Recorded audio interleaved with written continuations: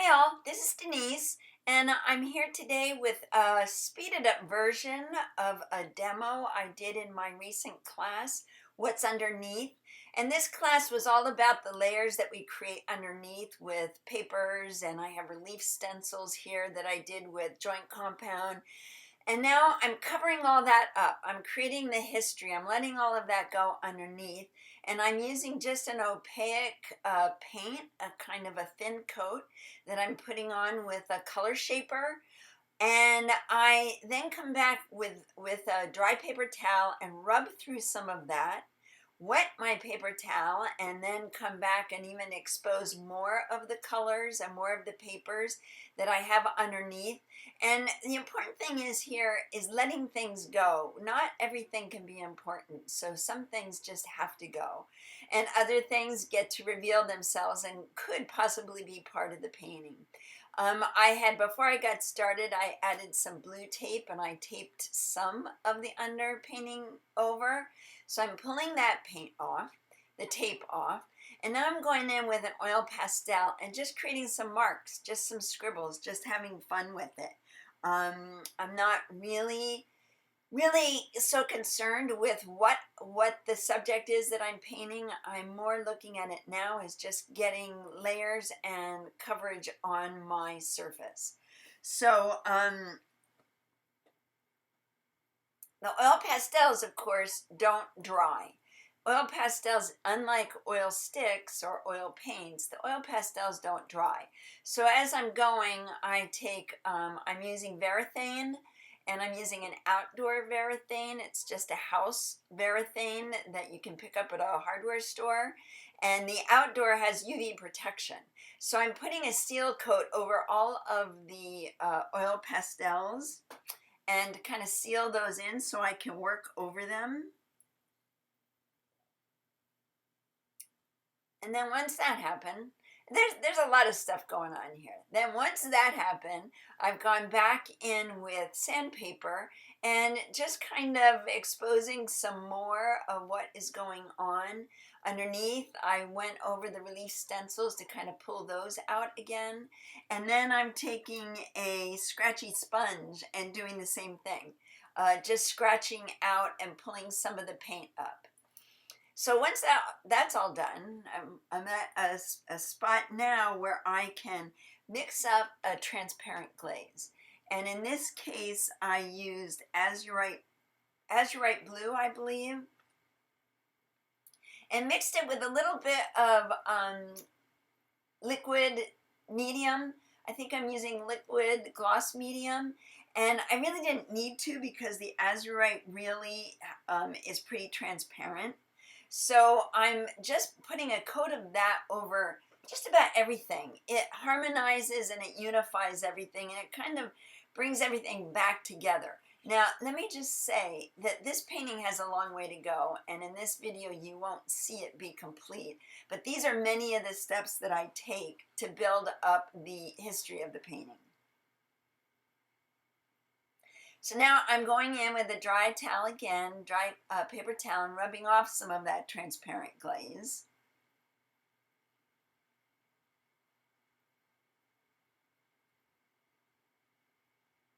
Then I wet it and come back once again because with the wet cloth I can get a little bit more off and expose more of the background than what happens with the dry. The dry does not take as much off, and I don't want to start out with a wet rag, because I don't want to take it all off. So now I'm going to let that dry, and then once that transparent glaze is dry, I'm taking my color shaper and I'm using a neutral, once again it's a gray, a neutral paint, and I'm covering things up again. So as you go, you make decisions on what gets to stay and what gets covered up. And in doing that, you start developing what it is your focal point is going to be. And I like the color shaper because I can kind of trowel the paint on. It gives a different texture than putting it on with a paintbrush. So I really enjoy using the color shapers.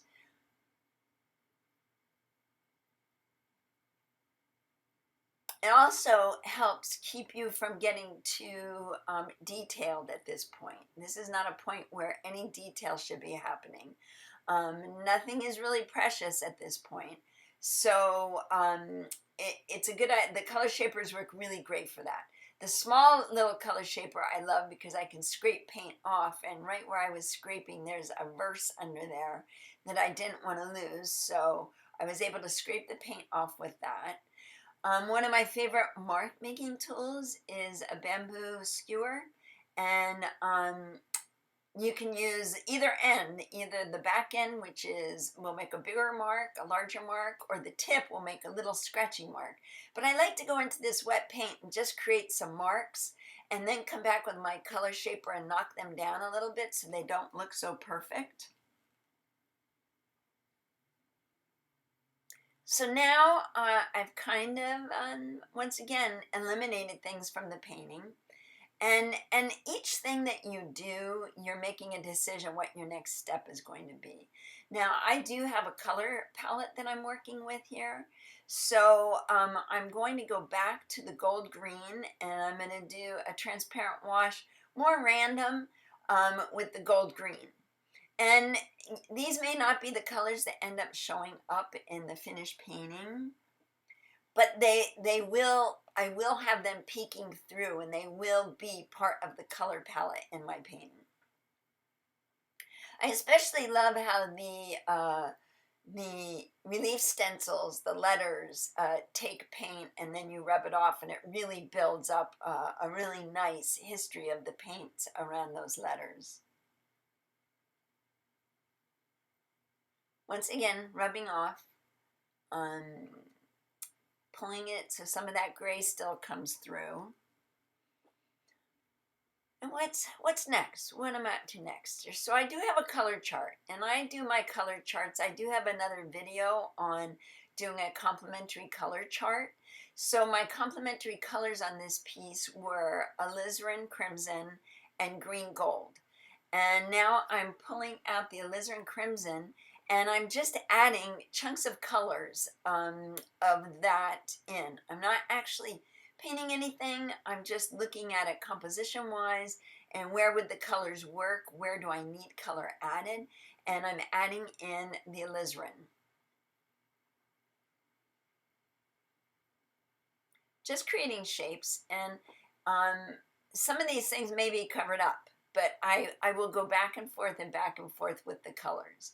And with those colors, with those two complementary colors, I'm able to create a whole range of colors that will automatically work and be complements to each other.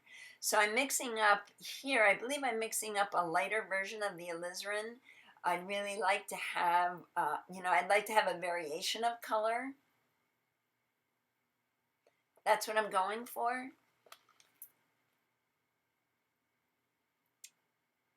Oh, not quite, a little bit lighter. I need to have that just a little bit lighter so there's enough variation in the colors. Yeah, that's better. And once again, I use I'm using a number 10 flat brush. It keeps me from getting too detailed. Of course, there's not a lot of detail I can add in right now, but I just want to get my colors spread out on my canvas to make sure that they're all working.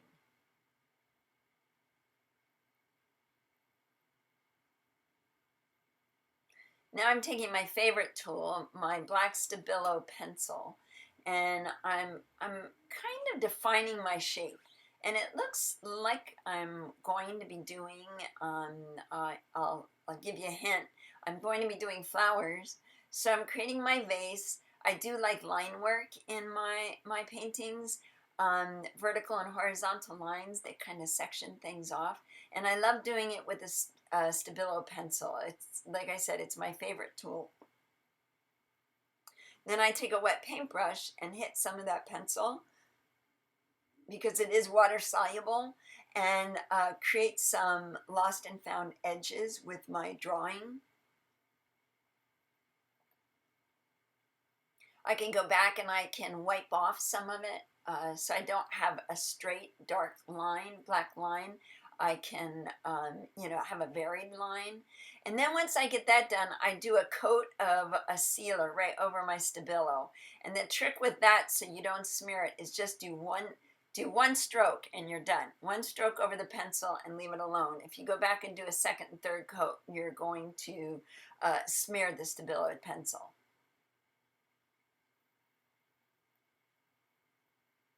So now I'm getting ready to start focusing in on my focal point. And I'm going to do that by adding more papers. And these are papers that I copied on my copy machine, just black and white floral prints. And I'm actually using the Varathane to lay them down. I have my bowl scraper to help me get my papers laid down really smooth so there's no bubbles in them. And again, trying to figure out the composition with these, with the added paper. I have a piece of corrugated cardboard here that's I'm adding in for texture. Don't really have a plan for it yet, but I like the added texture. This is a piece of some kind of a mesh. I'm not even sure what it is, but I liked the colors, so I'm laying that down. And then I have more flowers to lay over top of it, so I'm creating some depth in the piece. Again, I'm using the Varathane to lay my papers down and to get them smoothed out.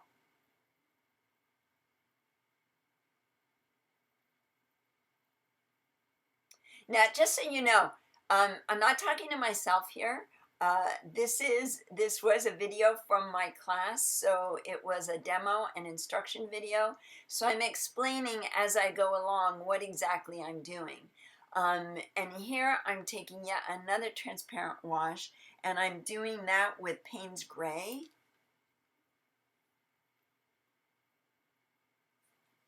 And rubbing that in, and that's giving me a whole different feel to the painting. It's really knocking that green gold down. And what I like to do with my transparent glazes, if my background is warm, I like to go over it with a cool glaze. If it's cool, I like to go over it with a warm glaze. I like to keep things mixing up and keeping them different, going back and forth, kind of a push and pull in the painting.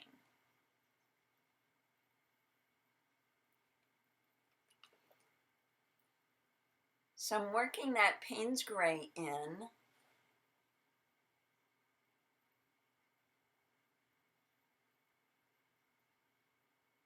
And also working the Payne's Gray in, and I have a little bit of gloss medium mixed with that, adds a finish on the painting as I go along. So whatever I add next, for instance, I can add a woody pencil, I can add a Stabilo, I have some water-soluble pastels. I can kind of play around with it, and if I don't like it, they'll wipe right off. They'll wash right off because I've created a seal with this transparent glaze that I'm putting on with gloss medium mixed into it. So I'm kind of creating my shape. I see it. You might not be able to see it clearly here, but I'm just pulling together what I want this composition, what I want my focal point to be. I have two vases here, and I have my flowers.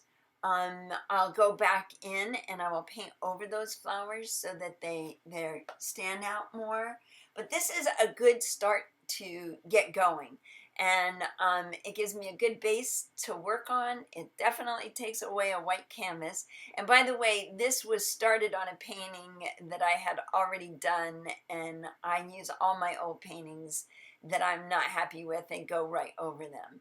So this is where I am right now. Not finished, still working on it, but I'm getting ready to do the final details. So I'm pretty excited about it and wanted to share that with you. I hope you enjoyed it, and I hope you start layering things down and covering up, and don't be afraid. Just do it and have fun. Thanks for watching.